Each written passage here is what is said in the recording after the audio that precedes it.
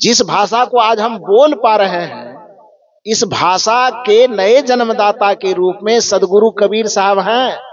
और उस भाषा को हम पढ़ करके हम विद्वान कहलाते हैं, और जिसने उस भाषा को पैदा किया उनको हम अनपढ़ कहते हैं। ये कितनी बड़ी विडंबना की बात है। इसलिए कबीर साहब को कोई अनपढ़ कहे, ये बात न सुनना चाहिए। और आज के बाद तो हमें लगता है कि आप लोग भी उसको बढ़िया से समझा दीजिएगा।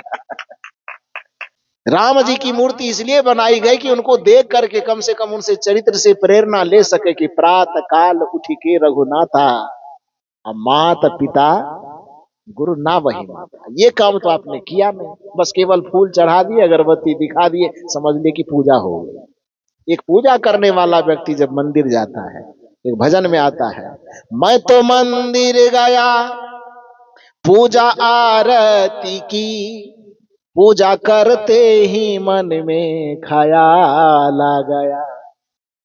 मैं तो मंदिर गया पूजा आरती की, पूजा करते ही मन में ख्याल आ गया। क्यों ख्याल आया? क्योंकि जिसके पास गए हैं खड़ा होने के लिए, अपने माता और पिता की बात का, वाणी का लाज रखने के लिए अयोध्या जैसे राज को लात मार करके जंगल चला जाता है। और ऐसे व्यक्ति के मूर्ति के सामने, प्रतिमा के सामने हम खड़े हैं, अचानक हृदय में ये भाव आया कि मैं तो मंदिर गया पूजा आरती की, पूजा करते ही मन में ख्याल आ गया। उस प्रतिमा को देखकर क्या ख्याल आया? कभी माँ बाप की सेवा की ही नहीं, सिर्फ घंटा बजाने से क्या फायदा। यदि यह व्यंग आपको समझने के लिए नहीं आता है तो धिक्कार है आपकी बुद्धि को। तब फिर कबीर साहब आपको समझ में नहीं आएंगे, फिर कबीर का दर्शन आपके समझ में नहीं आएगा, क्योंकि आपकी बुद्धि का लेवल बहुत नीचा है। आपको भाषा की समझ नहीं है, आपको भाषा की शैली की समझ नहीं है, आप भाषा के संप्रेषण को नहीं समझते हैं। और एक बात ध्यान रखिए, जब साहित्य की गहराई में हम लोग डुबकी मारते हैं तो वहां दो बातें कही जाती हैं। एक बात भाषा को अभिव्यक्त करना, और दूसरी बात भाषा को संप्रेषित करना। अभिव्यक्त करने की क्षमता तो धरती पे मनुष्य क्या, जानवर तक को ही है। अरे कुछ होता है उसके अंदर तो अभिव्यक्त करता है ना। आपको चोट लगेगी तो बताइएगा ना कि चोट लगी है, भूख लगेगी तो बताइएगा ना बोल करके कि भूख लगी है।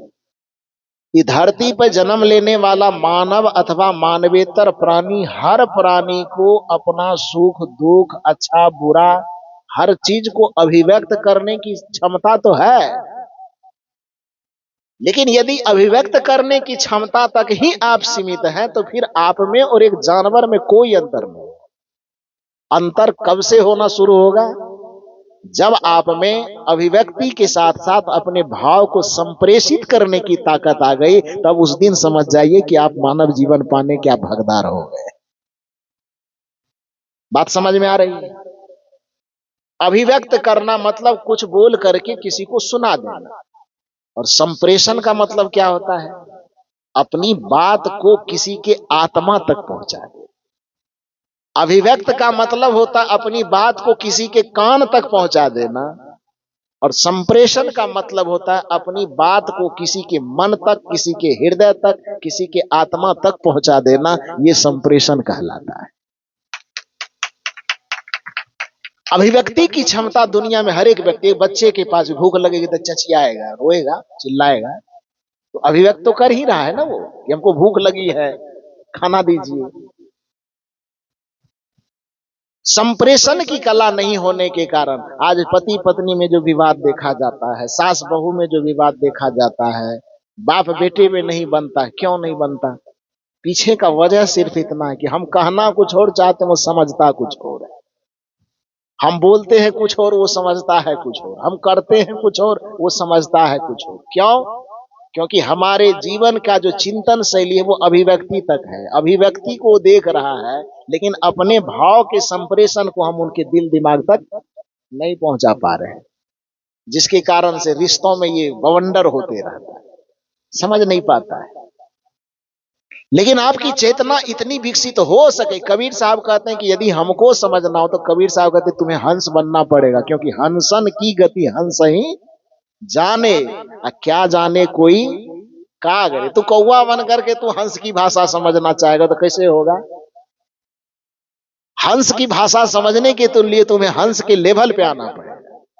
इसलिए कबीर साहब का चिंतन, कबीर साहब का दर्शन समझने के लिए, हालांकि लोग कहते हैं कि कबीर साहब तो अनपढ़ थे, बेवकूफ है वो जो कहता है कबीर साहब अनपढ़ थे। जिस भाषा को आज आप बोल रहे हो उस भाषा को पैदा करने वाले कबीर साहब है। गजब करते हो यार, तू कहते हो अनपढ़ है। उस भाषा को रट करके तू कहता है कि हम विद्वान हैं, और उस भाषा को कबीर साहब जैसे महापुरुषों ने पैदा किया है, उत्पन्न किया है। क्योंकि जिस भाषा को जिस रूप में आज आप और हम बोल रहे हैं, भाषा ऐसी थी नहीं ना जी। भाषा के कम से कम 6 संस्करण हुए। संस्करण समझते हैं? संशोधन, जैसे संविधान बनता है या कोई नियम बनता है, उसमें गड़बड़ी नजर आ जाती है तो उसको संशोधित करते हैं। तो आज जो भाषा, जिस भाषा को आप और हम अभी बोल रहे हैं, इस भाषा के कम से कम कितनी बार संशोधन हो चुके? 6 बार। मूल भाषा, मौलिक भाषा जो पहली थी यहां पर, वो क्या थी? संस्कृत थी। और संस्कृत में भी वैदिक संस्कृत, वैदिक संस्कृत को सब बोल नहीं पाते थे, बड़ा क्लिष्ट व्याकरण था उसका। तो वैदिक संस्कृत का सबसे पहला संस्करण हुआ जिसको लौकिक संस्कृत कहा गया। क्या कहा गया? लौकिक संस्कृत, मतलब लोक में प्रचलित होने वाला संस्कृत। रामायण जो लिखा हुआ है, महाभारत जो लिखा हुआ है, वो वैदिक संस्कृत में नहीं लिखा हुआ है। वेद वाला संस्कृत यदि आपके सामने पलट करके रख दिया जाए तो हम लोगों का कभी कभी छक्का छूट जाता है भाई। इतने लंबे लंबे वाक्य होते हैं, उसका छंद मात्रा ऐसा होता है कि कभी कभी एक एक वाक्य को समझने में 2-2 3-3 दिन माथा दर्द करता है।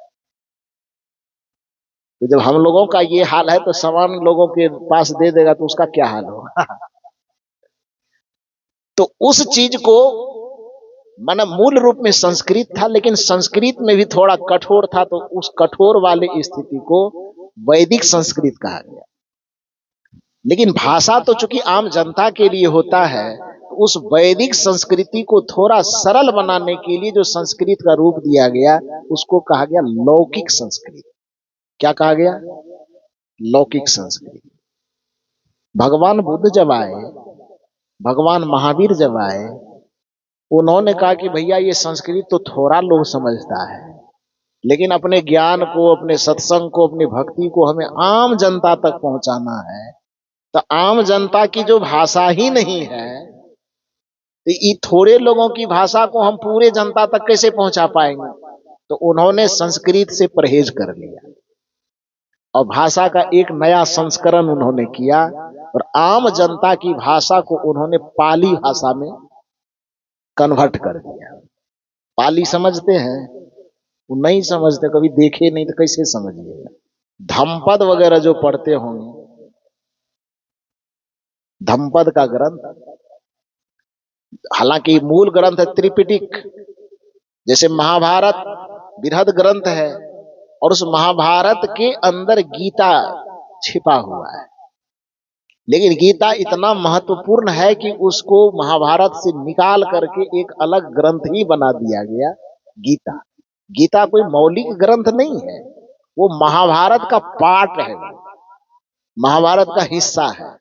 उसी प्रकार से भगवान बुद्ध की परंपरा में त्रिपिटक एक महान ग्रंथ है, विशाल ग्रंथ है, और उस त्रिपिटक के अंदर धम्पद है गीता की तरह। लेकिन वह इतना महत्वपूर्ण पाठ है कि लोगों ने, विद्वानों ने उनको उससे निकाल करके गीता के तरह एक अलग ग्रंथ उसको बना करके दुनिया के सामने पेश किया, जिसको धम्पद कहा जाता है। उन पुस्तकों को पढ़ेंगे तो भगवान बुद्ध, महावीर आदि के जो विचार हैं वो किस भाषा में है? पाली भाषा। आगे चल करके जब नाथ संप्रदाय, सिद्ध संप्रदाय का प्रचलन हुआ तो उन्होंने भी कहा भैया पाली से भी काम नहीं चलेगा, तब क्या करो, इसको प्राकृत में कन्वर्ट करो। तीसरा संशोधन हुआ। प्राकृत में कन्वर्ट होने के बाद में जब मैथिली ये बिहार प्रदेश के मिथिलांचल इलाके में विद्यापति वगैरह हुए, जो शायद साहित्य में आप लोग कभी कभी पढ़ते होंगे, उन लोगों के जमाने में उन्होंने कहा नहीं, इसको भी और थोड़ा सा अपभ्रंश में लाई। सिद्ध संप्रदाय के भी कुछ विद्वानों ने अपभ्रंश में उसको लाया, और अपभ्रंश में आने के बाद भाषा का ये चौथा संस्करण हुआ। अपभ्रंश से ही आगे चल करके अलग अलग क्षेत्रों में जब थोड़ा थोड़ा मनुष्यता का विकास हुआ, थोड़ा थोड़ा साहित्य सृजन की भावना जगी, तो अलग अलग क्षेत्रों में लोगों ने अलग अलग भाषा का गठन किया। आपके छत्तीसगढ़ी भी एक भाषा के अंतर्गत आता है। पूर्वी मागधी से 3 भाषा निकली, अवधी, ब्रज भाषा और छत्तीसगढ़ी। हम लोग जब प्रोफेसर वाला एग्जाम दे रहे थे तो उसमें मैंने इसको इस तरह से रटते थे, एबीसी करने में थोड़ा सा कोड माथा में अटता था, बैठता था। एबीसी, अवधी, ब्रजभाषा और सी से छत्तीसगढ़ी। तो एबीसी कहते थे तो दिमाग में अट जाता था। तो कहने का ये अर्थ है कि उसमें 3 प्रकार के जो अपभ्रंश के 3 शाखा निकली, शोरसैनी, मागधी और अर्धमागधी। अब ये मत समझिएगा कि व्याकरण क्यों पढ़ाना शुरू कर दिए। खैर इतना डिटेल में मैं नहीं ले जाऊंगा। मतलब मूल रूप से समझिए कि भाषा के जो 6 संस्करण हैं उसमें से 4 तत्व तो आपने देख लिया कि पहले संस्कृत, संस्कृत से पाली, प्राकृत, प्राकृत से अपभ्रंश, अपभ्रंश तक जब आप आए तो अपभ्रंश के बाद फिर भाषा का बहुत बंटवारा हुआ। जो आपको मथुरा वगैरह, वृंदावन वगैरह का जो क्षेत्र है उसमें ब्रज भाषा का ज्यादा प्रचलन हुआ, और आपका अयोध्या वगैरह का, कन्नौज वगैरह का, लखनऊ वगैरह का जो क्षेत्र है उसमें अवधी भाषा का ज्यादा प्रचलन, जिसके कारण से सूरदास जी उस इलाके में थे तो उन्होंने ब्रज भाषा में कविता की रचना की। श्री कृष्ण के जितने पद बनाए गए तो न संस्कृत में है, न अंग्रेजी में है, न हिंदी में, वो किस भाषा में है? ब्रज भाषा में। अब रामचरितमानस किस भाषा में है? अवधी भाषा में। हालांकि रामचरितमानस लिखे जाने से पहले अवधी भाषा बहुत प्रचलित हो गई। गोस्वामी जी बड़े चालाक निकले। वो गोस्वामी जी का अपना जितना लोग खासियत बताता है उतना खासियत है नहीं, उसको मौका का चौका मिल गया। कथा का मूल कॉन्सेप्ट उन्होंने वाल्मीकि जी से ले लिया, और शैली जो लिया रामचरितमानस लिखने का, उस शैली भी उसका अपना बनाया हुआ नहीं, शैली उन्होंने लिया किससे मालूम है? सूफी धर्म के सबसे बड़े आचार्य मलिक मोहम्मद जायसी से। मलिक मोहम्मद जायसी गोस्वामी तुलसीदास जी के जन्म लेने से कम 300 वर्ष पहले, जिस समय कबीर साहब का काल रहा, वही समय कबीर साहब से भी कुछ बड़े थे मलिक मोहम्मद जायसी। और गोस्वामी तुलसीदास जी के जन्म लेने से लगभग 300 वर्ष पहले मलिक मोहम्मद जायसी ने अवधी भाषा में पद्मावत नाम का ग्रंथ लिख डाला था। लेकिन वह पद्मावत ग्रंथ आज तक लोगों के सामने नहीं आया, जिसके कारण से मेहनत किया हुआ था किसका? मलिक मोहम्मद जायसी का। नाम कमा लिया कौन? थोड़ा बोलिए बढ़िया से। तुलसीदास जी कमा लिए। जितना का जितना उसका सोरठा था, उनका छंद था, उनका दोहा की शैली, चौपाई की शैली, उस सारी की सारी शैली अवधी शैली का। हम लोग से जब प्रश्न किया जाता है कि अवधी भाषा में लिखा गया सबसे पुराना ग्रंथ कौन है, तो उस जगह पर रामचरितमानस में टिक मारने पर फेल कर जाएगा। उसमें पद्मावत कहना पड़ेगा।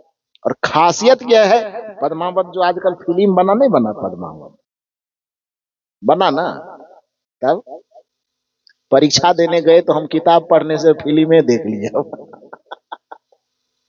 हम कहे तो किताब पढ़ने में कौन माथा पच्ची करेगा।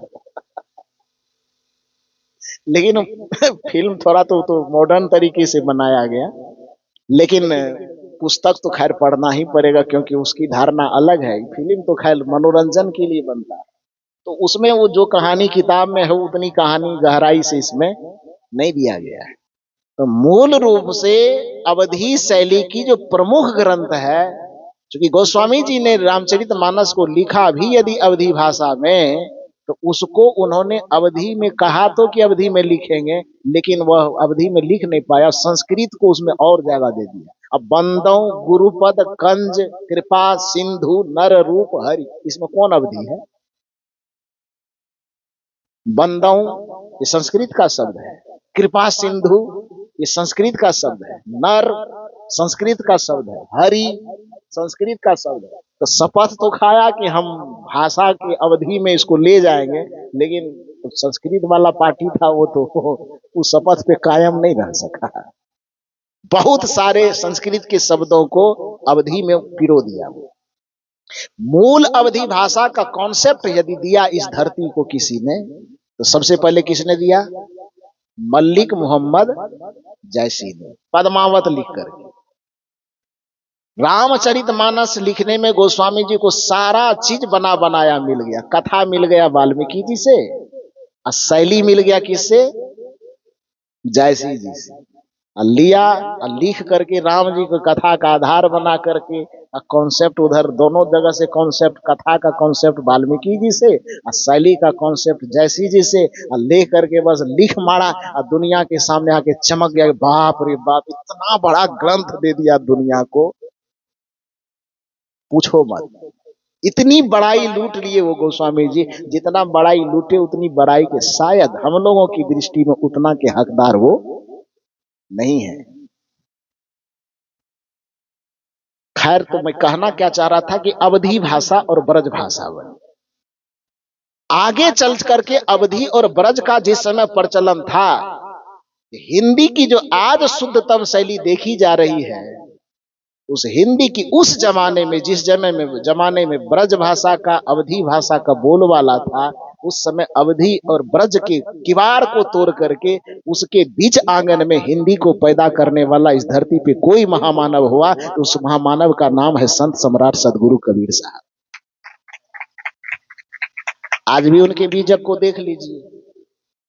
यही कारण है कि कबीर साहब ने भारत के पूरे क्षेत्रों में, प्रांतों में, छत्तीसगढ़ में, बिहार में, उत्तर प्रदेश में, देश विदेश हों फिरा। कबीर साहब ने कहा, देश विदेश के किसी भी इलाके में गया और वहां के जनमानस को उन्होंने समझा, और किसी एक ब्रज की या अवधि की वकालत उन्होंने नहीं किया। अपनी भाषा में पूरे देश की संस्कृति को समेटने का उन्होंने, छत्तीसगढ़ आया तो कुछ छत्तीसगढ़ की बातें, बिहार गया तो कुछ बिहार की बातें, बंगाल गया तो कुछ बंगाल की बातें, उत्तर प्रदेश में तो वो थे ही, तो वहां की बात तो रहना जरूरी ही है। देश के जिस कोने में गए वहां की भाषा का, लोक भाषा का प्रतिनिधित्व करते हुए सारी भाषाओं का समावेश करके जो हिंदी का पुराना स्वरूप हो सकता है, उस स्वरूप में हिंदी भाषा को इस धरती पर लाने का काम सबसे पहले सदगुरु कबीर साहब ने किया। तो जिस भाषा को पैदा ही उन्होंने किया, वो पैदा करने वाले को कहते हो कि अनपढ़ है। पैदा करने वाला अनपढ़ हो गया और उसके 4 अक्षर को आज पढ़ करके समझते हो कि हमसे बड़ा विद्वान कोई नहीं है। कैसे समझ रहा है यार? कौन दृष्टिकोण से? दूसरी बात है, फिर उस हिंदी में संस्करण कहां से हुआ? जब 1800 कुछ ईस्वी में हिंदी के जगत में भारतेंदु हरिश्चंद्र का जन्म हुआ। नाम सुने हैं ना? आधुनिक हिंदी साहित्य के पिता किसे कहा जाता है? यदि प्रश्न किया जाए आपको कि आधुनिक हिंदी साहित्य का पिता कौन है, भारतेंदु हरिश्चंद्र का नाम क्यों आता है? क्योंकि जिस भाषा को बोल करके आप आज बड़े विद्वान कहलाते हैं, उत्पन्न तो किया कबीर साहब जैसे लोगों ने, उत्पन्न किया उधर अमीर खुसरो ने, बना करके मुखड़ियां बना करके, तो क्या कहते हैं उसको, पहेलियां बना करके, थोड़े थोड़े से शब्दों में हिंदी को उन लोगों ने उत्पन्न किया। अध्यात्म संत के जगत में कबीर साहब ने, और उधर कविता कवि की जगत में अमीर खुसरो ने। और उसके बाद आगे चल करके, लेकिन वो हिंदी तो इतना सीधा नहीं ना होगा जितना शुद्ध आज बोलते थे, ऐसा तो नहीं होगा, क्योंकि नया नया उत्पन्न हुआ है, तो अभी इतना संशोधित कैसे हो जाएगा? तो आगे चल करके फिर एक भाषा को नया संस्करण देने के लिए जब आधुनिक हिंदी जगत में भारतेंदु हरिश्चंद्र का जन्म होता है, तब फिर उन्होंने कहा नहीं है भैया, ब्रज भाषा वगैरह से काम चलने वाला नहीं है। और उन्होंने दुनिया को एक हिंदी दिया, इसलिए हिंदी, आधुनिक हिंदी साहित्य के पिता भारतेंदु हरिश्चंद्र कहलाते हैं। आगे चल गए, हालांकि उन्होंने लेख का विषय, गद्य का विषय तो हिंदी को बनाया, लेकिन ब्रजभाषा, अवधि से भी ज्यादा ब्रजभाषा का इतना पकड़ था कि कविता की रचना जब भारतेंदु हरिश्चंद्र भी करते थे तो वो ब्रजभाषा में ही करते थे। लेख लिखते थे हिंदी में और कविता लिखते थे ब्रजभाषा। नया नया होने के कारण उनका हिंदी भी इतना अशुद्ध होता था, वो अशुद्धता पर ध्यान नहीं देते। उनको लगता था कि लिखना है, अशुद्ध हो शुद्ध हो उससे क्या मतलब है। हिंदी का जो आज शुद्ध रूप देखने को मिलता है, हिंदी का शुद्धिकरण किसने किया मालूम है? आचार्य महावीर प्रसाद द्विवेदी। अब आप कहेंगे कि आप प्रवचन करने आए हैं कि लेक्चर देने आए हैं बुरा नहीं लग रहा है? मेरी बात समझ रहे हैं जी? हाँ, तो महावीर प्रसाद द्विवेदी जब आए तो उनको लगा कि ना, भाषा को इतना उठपटांग हम नहीं रहने दे सकते हैं। भाषा को उत्पन्न करने का श्रेय जाता आधुनिक भाषा को भारतेंदु हरिश्चंद्र पर, और उस भाषा को संशोधित करके आज जिस रूप में हम भाषा को समझ रहे हैं, उस संशोधित करने का श्रेय जाता है किनको? महावीर प्रसाद द्विवेदी को। और महावीर प्रसाद द्विवेदी एक ऐसे प्रकाश स्तंभ हुए जहां से हिंदी को विकसित करने के लिए काशी से सरस्वती पत्रिका का प्रकाशन होता था। उसमें महावीर प्रसाद द्विवेदी बहुत सारे लेखकों को उन्होंने पैदा किया, प्रेरित करके लोगों को बार बार कहते लेख लिखिए। कोई भी कितना बढ़िया टेढ़ा मेढ़ा लेख लिख करके देते थे, महावीर प्रसाद द्विवेदी उसको ठोक बजा करके एकदम सीधा कर देते। देश को राष्ट्र कवि देने का श्रेय किसको है? महावीर प्रसाद द्विवेदी को है। राष्ट्र कवि के नाम से बिहार का एक प्रसिद्ध कवि प्रचलित है, दिनकर जी, लेकिन राष्ट्र कवि का दर्जा उनको नहीं मिला था। राष्ट्र कवि का दर्जा मिला था मैथिली शरण गुप्त को। जो मैथिली शरण गुप्त राष्ट्र कवि बने किसके आधार पे थे? वो महावीर प्रसाद द्विवेदी के वो शिष्य थे। वो महावीर प्रसाद द्विवेदी ने ही उनको कहा कि कविता की रचना करो, और उस कविता की रचना करने के क्रम में जब देश को आजादी की जरूरत हुई तो पूरे देश को झकझोरने वाला एक पुस्तक चाहिए था, जो पूरे देश के लोगों के कानों तक जाकर के उसको ठोक सके, जगा सके। तो उसके लिए महावीर प्रसाद द्विवेदी ने कहा कि कोई ऐसी क्रांतिकारी पुस्तक लिखो जो अंग्रेजों के नशा में जो भारत सोया हुआ है थोड़ा उससे जाग जाए। एक रात में, कितना दिन में? मात्र एक रात में, शायद 24 घंटा का वक्त लगा हो। और 24 घंटा के वक्त में मैथिली शरण गुप्त ने एक पुस्तक लिखी, जिस पुस्तक का नाम है भारत भारती।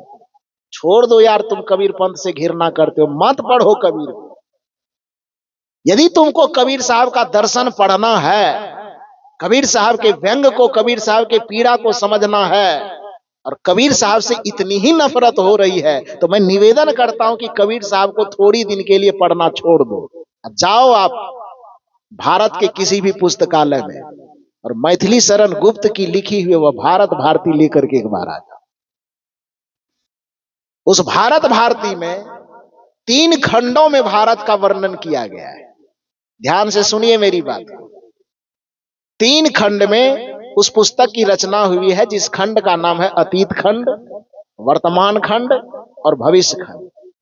वो तीनों खंडों में जो वर्णन है, अतीत खंड में वर्णन है कि हमारे भारत की पूर्व गौरव गाथा कैसी थी, मैंने हमारा भारत कैसा था, आध्यात्मिक दृष्टिकोण से कितना संपन्न था, क्यों इसको सोने की चिड़िया कहा जाता था, धार्मिक दृष्टिकोण से कितना संपन्न था, राजनीतिक दृष्टिकोण से कितना संपन्न था, चारित्रिक दृष्टिकोण से कितना संपन्न था, यहाँ गणित भूगोल विज्ञान कितना विकास था कि पूरी दुनिया के लोग यहाँ पर अपना मस्तक झुकाने आते थे और भारत को विश्व गुरु कह करके भारत के चरणों में अपना माथा टेकते थे। प्रथम खंड में उन्होंने ये दर्शाया है। अब वर्तमान खंड में जब प्रवेश कीजिएगा तो हमको लगता है कि मैथिली शरण गुप्त जी के अंदर में कबीर साहब की आत्मा घुस गई हो। शायद कबीर साहब को लगता होगा कि हमारी भाषा से लोगों को चिढ़ है, हमारे नाम से चिढ़ है।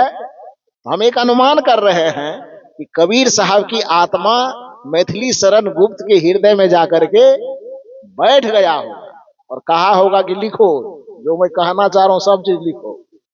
और भारत का वर्तमान खंड जब आप पढ़िएगा, तो मंदिर, मस्जिद, पंडा, पुरोहित, तीर्थ, व्रत, कितना लताड़ मारा है उसमें।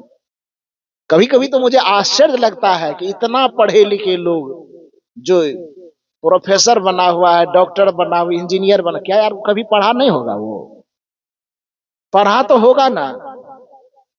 उतने व्यंग, करारा व्यंग पढ़ने के बावजूद भी केवल कबीर साहब की आलोचना ही लोग क्यों करता? कबीर साहब को ही नास्तिक क्यों कहते हो?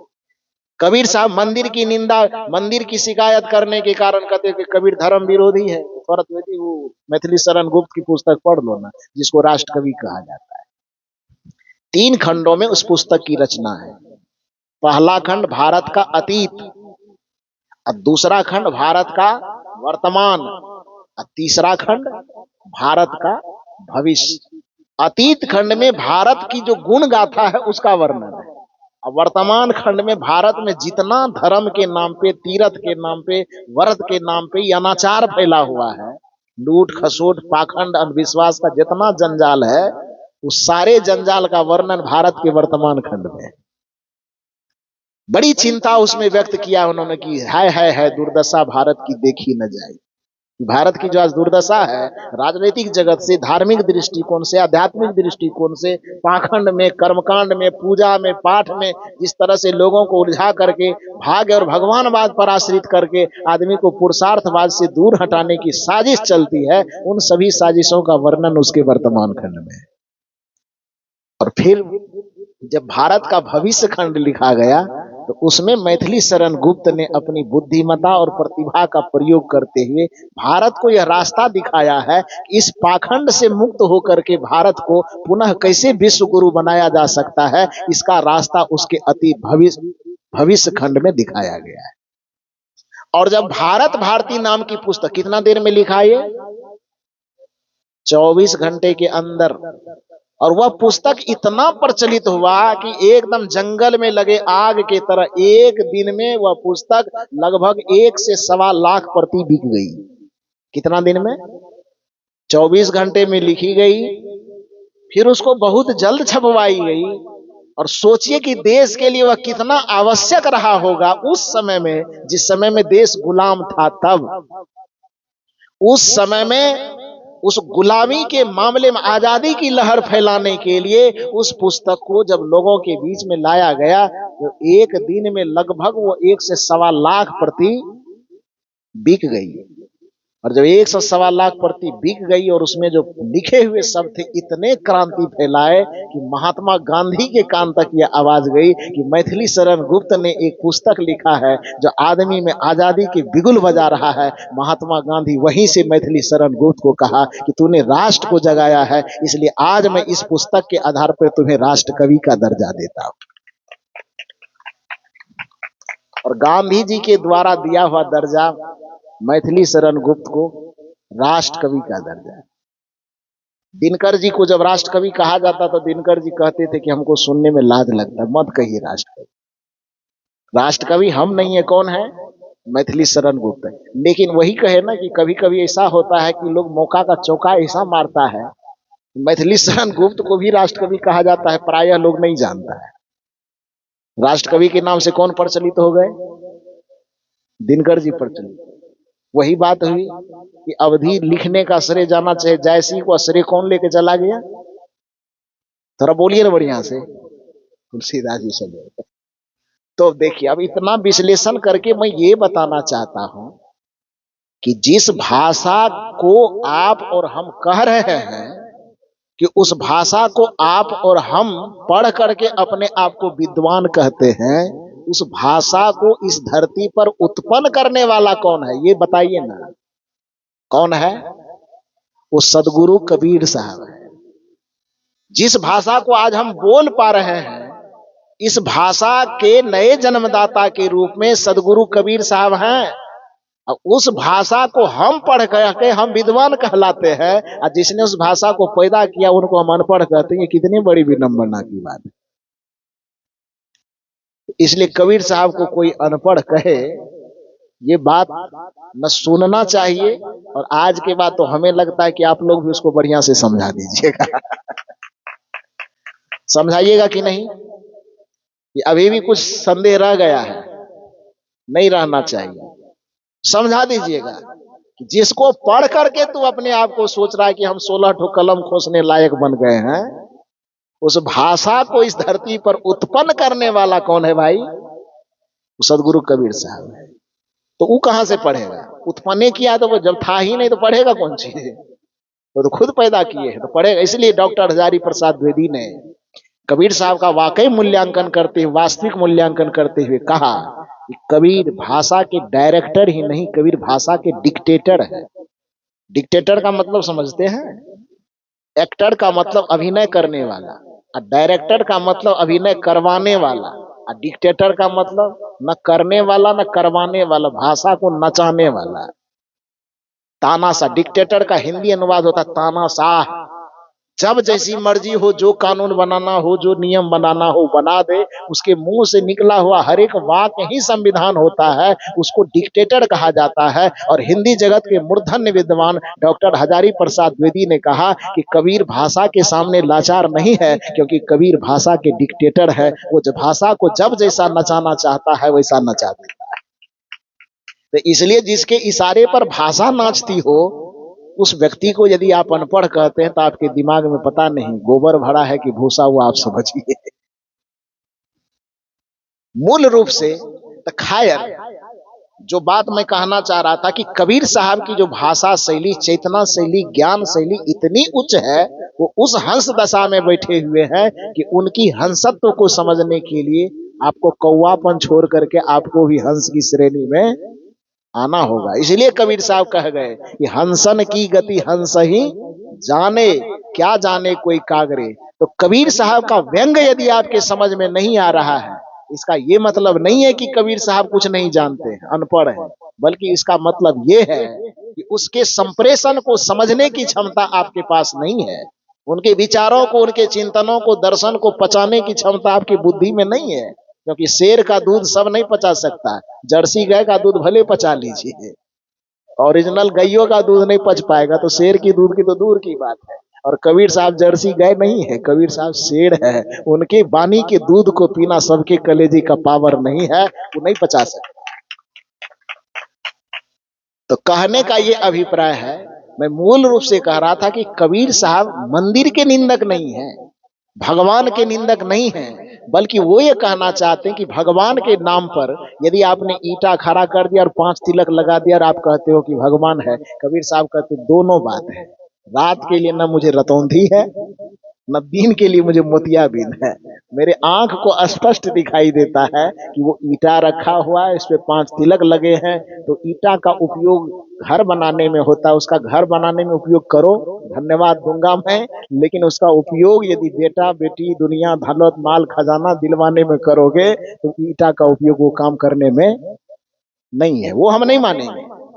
अब इस ईंटा को नहीं मान रहे तो इसका यह अर्थ थोड़े है कि हम भगवान को नहीं मान रहे हैं।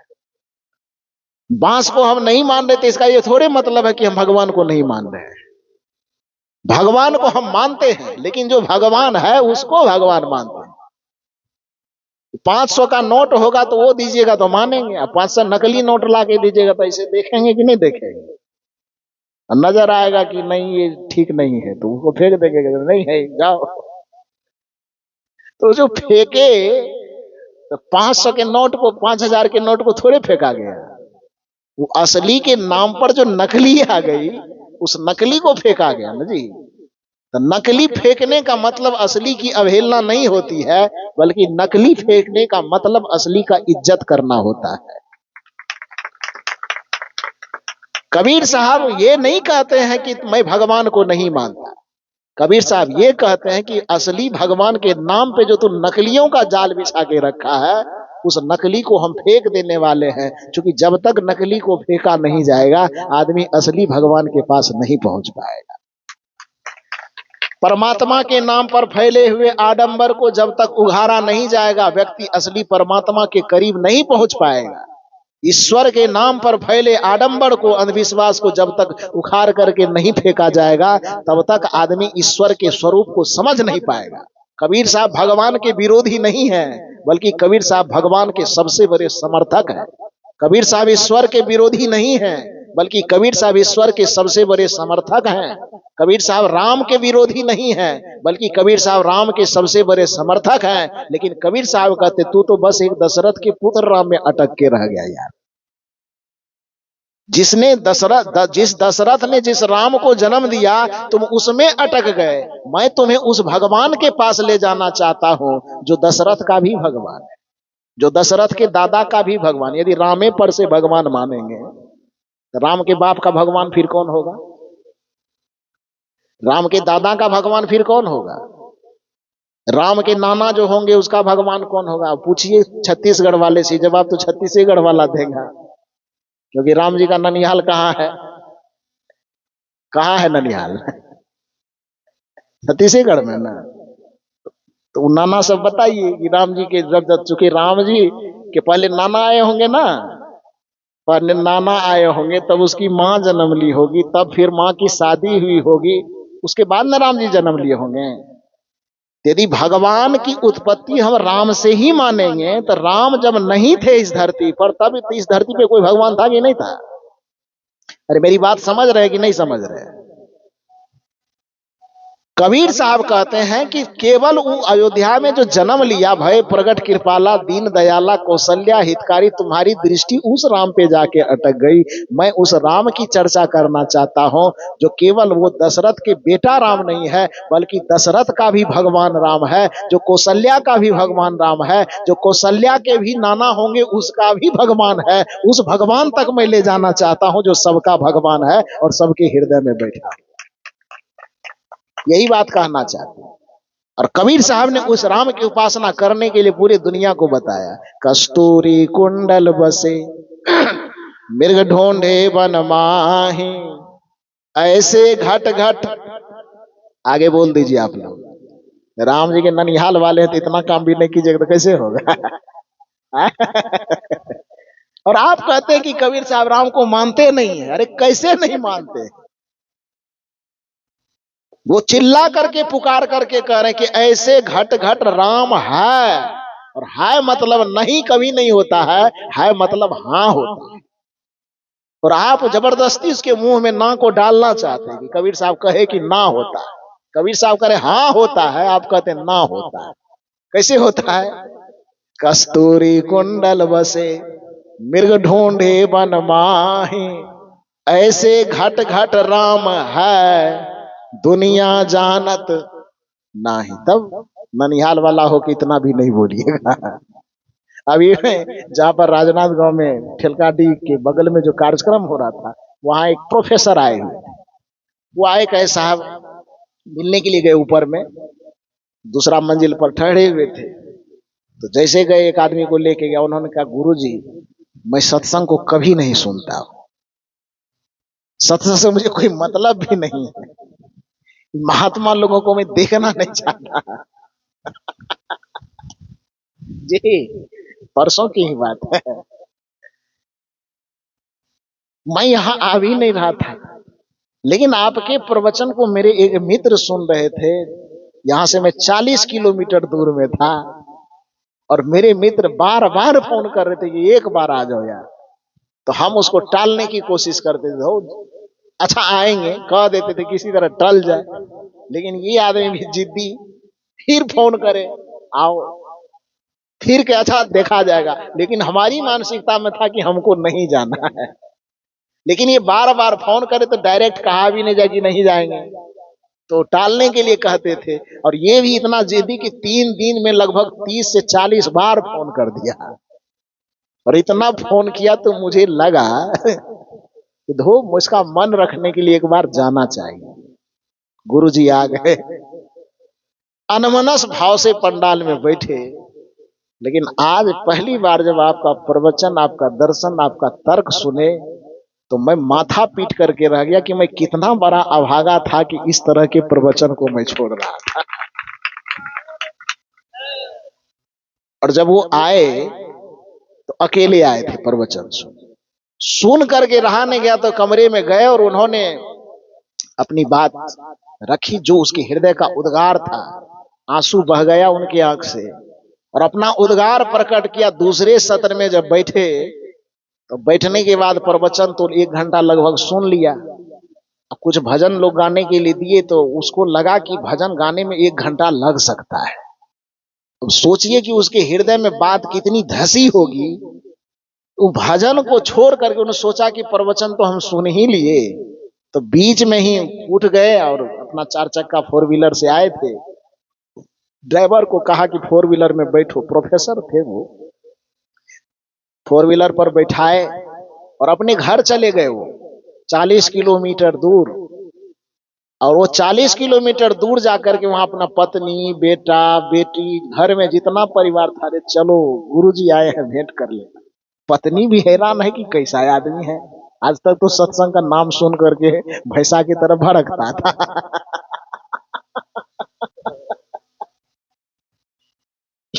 40 किलोमीटर दूर से हम लोगों को लेने आया है। जी, ये मैं बना करके नहीं कह रहा हूं। फिर वो 40 किलोमीटर दूर गए, अपने पत्नी, बच्चे, जितने घर में परिवार थे सबको गाड़ी में बैठाए और उसके बाद वहां से फिर 40 किलोमीटर से पत्नी बच्चे को लेकर के आए हो। और आने के बाद जब बातचीत हुई, उसकी पत्नी भी कही कि आज मुझे किसी गुरुजी से आपने भेंट करवाया है, पतिदेव, इसके लिए आपको मैं बहुत बहुत धन्यवाद देती हूँ। फिर 1 घंटा हम लोगों के बीच में बैठे, बातचीत हुई, थोड़ा हंसी हुआ। तो उसी बीच में प्रोफेसर साहब बोले कि आपको तो राम जी के बारे में कुछ कहना ही होगा, क्योंकि आप राम के ननिहाल में आए हैं। राम का नमक खाए हैं, राम के ननिहाल का, तो बोलना तो होगा ही। तो हम भी सोचे थोड़ा मौका पर चौका मारते हैं। तो मैंने कहा चिंता मत कीजिए, आप राम जी के ननिहाल वाले हैं तो हम राम जी के ससुराल वाले हैं, दामा जायदा मेरा। और आपके यहाँ राम जी को चाहे जितना दुलार पुचकार किया जाता हो, हमरा यहाँ राम जी को खूब गाली दी जाती है। अब ज्यादा यदि हमको कहीं राम जी कह करके चिढ़ाए, यदि हम अपने पर उतर आए तो इतना गाली से दे धड़ देंगे। क्योंकि जब लड़के की शादी होने के लिए जाती है तो लड़का का बहाना बना के उसका नाना, नानी, दादा, दादी, मौसा, मौसी सबको गाली से भूतता है। इधर देते हैं कि नहीं देते हैं? वो गाली माने गलत गाली नहीं देता है, व्यंग कर गाली माने वो गंदा बात नहीं है। क्या बोलते हैं उसको? हाँ, भरौनी। हाँ, सीटना। इधर क्या बोलते हैं? भरौनी, भड़काने वाला। हाँ, व्यंग ही हुआ। तो उधर की भाषा में उसको गाली बोल दिए, और इधर की भाषा में बोलो तो वही भरौनी, भड़कौनी, जो भी कहते हो। तो उससे मैंने कहा कि ज्यादा मुझे छेड़िए मत, क्योंकि आपसे ज्यादा दावा मेरे यहाँ होता है। आप तो राम जी को यहाँ पर बचपन में खिलाए होंगे, लेकिन जब वो युवा अवस्था हो करके जब हमारे इलाके में प्रवेश किए, मेरी माता सीता को कहाँ से लाए आप? सीता जी का जन्म स्थान बिहार की धरती में, उसी बिहार की धरती मिथिलांचल से आया। तो वो तो हंसी में मैंने उनसे कहा, वो कहा कि नहीं, राम जी के ननिहाल में आए हैं, राम जी की धरती पे आके नमक खाए हैं, तो राम जी के बारे में कुछ सुनाना होगा। तो मैंने कहा इतना दावा मत ठोकिए, हम जिस जगह से है ज्यादा दावा मेरा है। कहने का ये अभिप्राय है कि मैं या कबीर साहब इस बात के समर्थक नहीं है कि हम राम को नहीं माने। कबीर साहब इस बात के समर्थक हैं कि राम के नाम पे तू जो आडंबर फैला रहे हो, हम उस राम को नहीं मानेंगे। लेकिन राम को मैं क्या, दुनिया के कोई भी पागल व्यक्ति होगा तो वो राम को मानेगा, लेकिन वो राम को कहीं बाहर में चित्र में, मूर्ति में नहीं मानेगा। चित्र में उसका प्रतीक हो सकता है, प्रतीक होना अलग बात है। अब जमीन आपके पास है तो जमीन का नक्शा है कि नहीं? उलझन आएगा तो जमीन का नक्शा निकालिएगा, दुनिया पर काल जो भी होता है लगाइएगा। लेकिन आप इतना बताइए कि जमीन के उलझन को समझने के लिए नक्शा भले ही आप अपने अलमारी में रखे हैं, लेकिन यदि आपको मकई, टमाटर, धान, गेहूं, धनिया उपजाना होता है तो वो नक्शे पर उपजाते हैं क्या है? वो उपजाना होता है, बीज लगाना होता है, फसल लगाना होता है, तब कहाँ जाते हैं आप? नक्शा के पास की प्लॉट पर? थोड़ा बढ़िया से बोलिए ना। प्लॉट पर जमीन जिसको कहते हैं, वो जमीन कागज वाला होता कि ओरिजिनल? ओरिजिनल होता है। अरे भैया, जिस समय उलझन पड़ेगी उस समय नक्शा निकाल लेंगे, लेकिन कुदाली चलाना है, हर चलाना है, बीज छींटना है, तो नक्शा को बार बार जाके क्या देख रहे हो? प्लॉट पर चलो ना। मंदिर वाला जो चित्र है वो एक नक्शा है भगवान का। यदि उलझन आएगी तो मंदिर में जाके नक्शा को समझ लेंगे। जब ओरिजिनल भगवान के पास जाना हो तो मंदिर जाने की जरूरत नहीं, वो कबीर साहब का जो हृदय मंदिर है उसमें प्रवेश करने की आवश्यकता। और कबीर साहब कहते हैं कि ओरिजिनल राम यहाँ है, कस्तूरी कुंडल बसे मिर्ग ढूंढे बन माही, ऐसे घट घट राम है दुनिया जानत नाही। जो तिल माही तेल है, जो चकमक में आग, तेरा साई। अब साई कहिए कि ईश्वर कहिए कि भगवान कहिए कि परमात्मा कहिए, केवल भाषा का अंतर है, भाव का और तथ्य का कोई अंतर नहीं है। और आप कहते भगवान को मानते नहीं है, कैसे नहीं मानते? जो तिल माही तेल है, जो चकमक में आग, तेरा साई तुझ में जाग सके तो जग जाइए और भगवान को पा लीजिए, मानने की जरूरत ही नहीं पड़ेगी। तो बहुत बहुत साधुवाद।